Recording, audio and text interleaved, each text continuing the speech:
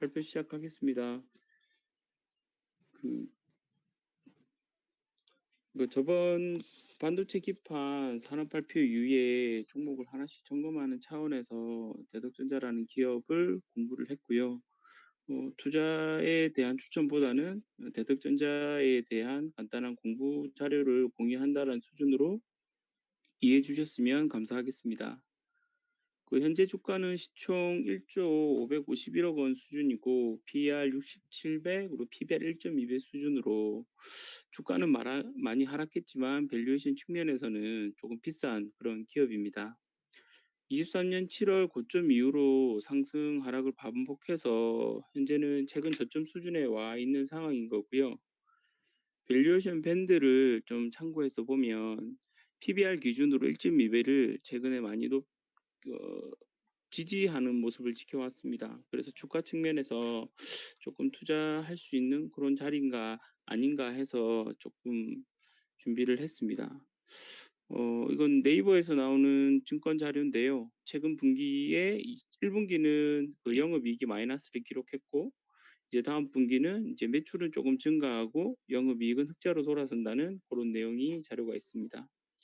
주주 구성을 보시면 대덕이 31.46%를 가지고 있고 국민연금은 9.84% 보유하고 있습니다.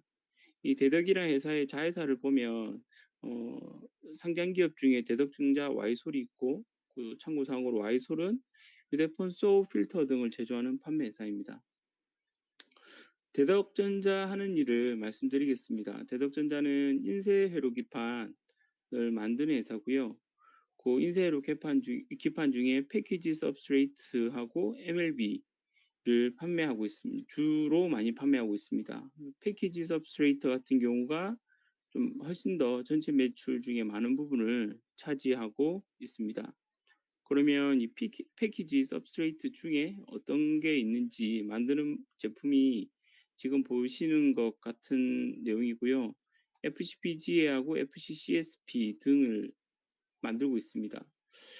이 회사에서 만드는 제품에 대한 응용 처료는 보시면 낸드, 드램, AR 프로세스, 모바일 쪽으로도 이용이 되고 있고 MLB 같은 경우는 스위치나 라우터, 옵티컬 모듈 등에 많이 사용되고 있습니다.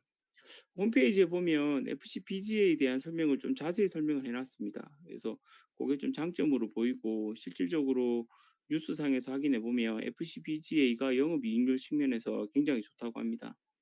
당사에서는 16층 이상 고다층 그리고 이제 10마이크로 미만의 이제 초미세 정도의 크기를 가지는 대면적 FCBGA를 이제 생산 가능하다라고 아시면 되겠습니다. 그리고 FCBGA 같은 경우는 이제 매출이 증가할 거라는 보고서들이 일부 있었는데요. 그 시점이 25년으로 나와 있었습니다. 그 이유를 살펴보니까 신규 투자 공시가 22년 4월쯤에 나왔었는데 해당하는 게 24년 12월이면 FCBGA에 대한 생산 캐파 증설이 완료되는 시점입니다. 그러니까 내년 25년부터는 이제 수주가 들어오게 되면 더 많은 캐파를 가지고 이제 매출을 늘릴 수 있다라는 준비를 완료한다라고 보시면 되겠습니다. 정량적 지표 분석 들어가겠습니다. 이제 매출은 22년 3분기를 고점으로 하락해서 행보하고 있고 24년 1분기에는 마이너스 영업 적자를 발생시켰습니다. 이 GPM 같은 경우는 지속적 GPM 관련해서 계속해서 하락하고 있는데 이제 비용 발생이 영업이익률 하락의 큰 원인으로 추정이 되었습니다. 왜냐하면 판관비율 같은 경우는 일정하게 유지를 하고 있고 GPM은 하락하고 있기 때문입니다. 비용의 성격별 분류를 보면 특별히 비용이 증가하거나 확연히 틀어지는 모습은 보이지 않아서 아마도 이 고정적으로 나가는 비용이 많아서 매출에 대한 영향이 그러니까 매출이 많이 늘어날 때는 영업이익이 좋아지고 확 줄어들게 되면 많이 줄어든다라고 좀 생각이 들었고요. 그 관련해서 한번 찾아봤는데 이 매출이 약 2,600억 이상이면 OPM 10% 이상 유지하는 걸 많이 보였고요.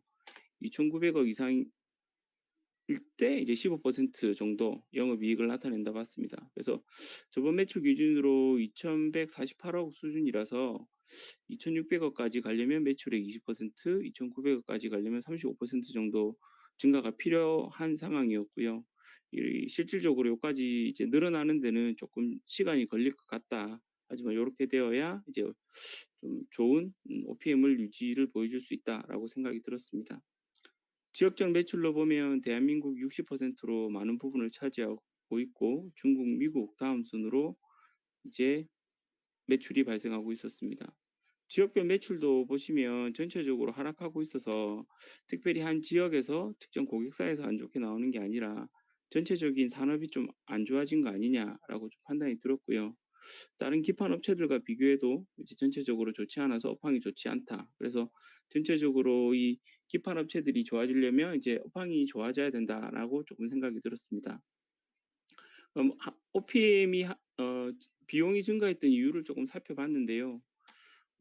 비용의 성격별 분리해 보면 원부재료가 조금씩 상승하는 모습을 보였습니다.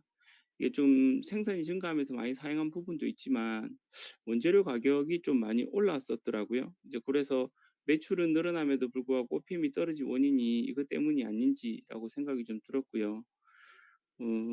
이 수출 뿐만 아니라 이 비용의 내용에서 보시면 원재료 사용액이 약 30%, 종업원 급여가 한 19에서 28% 정도 차지하고 있어서 변동비적이면서도 이제 고정비적인 그런 경향을 띠는 기업이다라고 생각이 들었습니다.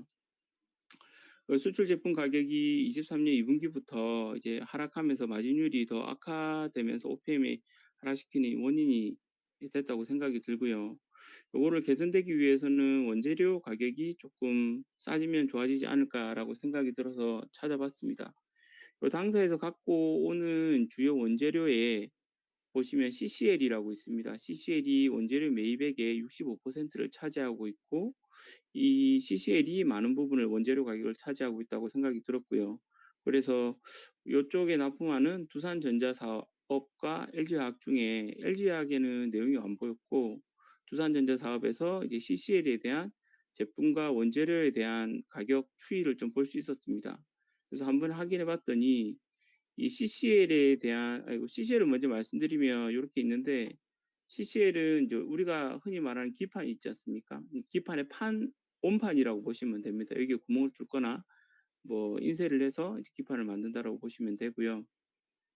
이 CCL 같은 경우는 이제 동박, GF, 에폭시 레진으로 구성되어 있는 또 다른 요 CCL 제품의 원재료를 포함하고 있고 이 원재료 중에 동박이 가장 많은 부분을 차지하고 있습니다. 그래서 동박이라고 하면 이 구리를 얇게 펴놓은 이 것을 이제 동박이라고 하고요. 그래서 구리 가격을 조금 찾아봤습니다. 이제 구리 가격을 찾아보면 이제 구리 선물 가격인데요. 여기 보시면 이쪽 부분 파란색 부분이 24년 1분기, 그다음에 여기 초록색 부분이 24년 2분기에 해당을 합니다. 그러니까 24년 1분기가 그 전분기보다 좀 원재료 가격이 구리 가격이 많이 올랐고 24년 2분기도 이제 구리 가격이 훨씬 많이 올랐기 때문에 OPM이 아까 그 네이버 등에서 보면 OPM이 이제 플러스로 넘어갈 수 있다라는 얘기를 했었는데 실질적으로 원재료 가격의 영향으로 의해서 그렇게 많이 개선되지 않을 수도 있다라는 좀 우려가 되었습니다. 그 매출액하고 상관관계를 조금 살펴봤습니다. 매출액이 어떻게 하면 좀 증가될 수 있는지를 좀 정량적으로 찾아보려고 했었고요. 그중 고객사 중에 SK 하이닉스를 찾아봤습니다. 이게 뭐 매출하고도 연동시키고 뭐 여러 가지 연결시켜 봤는데 재고 자산하고 대덕전자 매출의 3분기 레깅 자료를 봤더니 대략 70 이거 죄송합니다. 위쪽에 없잖아요. 여기 보시면 됩니다. 요 차트에 78.31%의 상관성을 가지고 있었고요. 3분기 레깅으로. 그렇게 되면 요 다음 분기는 이제 요 이 개선될 수 있다. 그러니까 대덕전자의 매출이 증가할 수 있다. 라고 생각이 듭니다. 제가 조금 방금 얘기하면서 빠뜨린 부분이 있는데 여기 그 SK 하이닉스의 재고 자산은 음수 처리한 부분입니다. 그러니까 음수 처리와 이 대덕전자의 SK 하이닉스의 원재료가 되는 대덕전자의 제품이 상관관계를 가지는 조건은 SK하이닉스의 재고 자산이 줄어들어야 거기에 필요한 제품을 납품할 수 있는 대덕전자의 매출이 증가한다라고 생각을 했고요. 그래서 대독 재고 자산이 줄어들수록 매출액은 증가한다. 그래서 음의 상관관계를 가지고 있어서 음수 처리를 해서 상관관계를 확인해 본 겁니다. 그래서 78.31%가 나왔고요.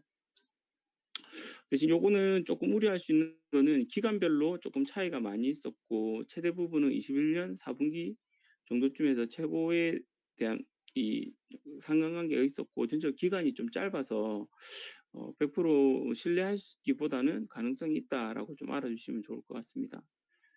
그다음에 이제 삼성전자하고도 좀 비교를 해봤거든요.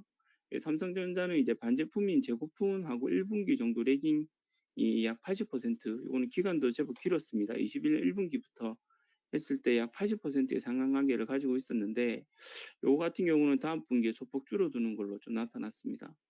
그래서 혹시나 해서 요 두 가지를 합쳐봤습니다. 그러니까 삼성전자 1분기하고 하이닉스 제품 재고 자산의 3분기를 합쳐가지고 코릴레이션이 했더니 83.92%가 나왔고요.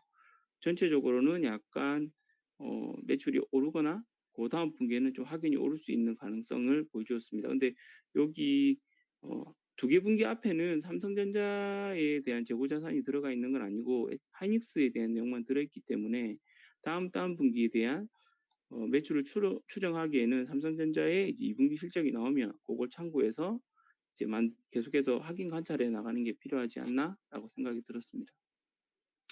기타 재무에 대해서 말씀드리면 현금 흐름은 뭐 매출이 줄어들고 이제 적자가 나면서 계속해서 줄어들고 있는 상황이고요. 대신 대손 충당금 설정률이라든지는 아주 우수했고 회전율도 최근 들어선 이제 이전의 상태를 좀 회복하는 상태였습니다. 연련적 매출 기준으로 봤을 때도 이제 180일 기준이 99% 정도 차지해서 안정적으로 운영이 되고 있고, 그 다음에 이제 재고 자산도 이제 회전율도 이전 수준을 회복하고 있다. 그래서 재고 자산 관리를 좀 잘하고 있다라고 보여졌습니다. 공장 가동률은 70% 정도 되고 있고, 새로운 수주가 들어오더라도 이제 올해 내년 증설 전까지 새로운 수주가 들어와도 충분히 매출을 증가시킬 수 있는 준비는 되어 있다라고 보여졌습니다. 판매비와 관리비는 이제 특별한 사항은 없었습니다. 투자 아이디어를 좀 정리해서 말씀드리면 현재 주가는 PBR 1.2배의 저점 수준이고 현재 이제 관리가 잘 되고 있는 이런 튼튼한 회사가 이제 고객사 재고 자산하고 비교해 봤을 때 다음 분기 혹은 다다음 분기에 대한 매출 상승의 개연성이 있다. 그리고 6개월 후에 길게는 25년도부터는 FCBG에 대한 설비 증설이 를 통해서 매출이 더 크게 확대될 가능성이 있다라는 부분이고요. 투자 리스크 같은 경우는 원재료 가격이 지금 이번 분기에는 하락하는 추세지만 이게 좀 더 길어지거나 조금 더 연장된다고 하면 영업이익률 개선이 조금 늦어질 수 있다라는 게 약간 리스크 요인으로 생각이 되었습니다. 이상으로 발표를 마치도록 하겠습니다. 감사합니다.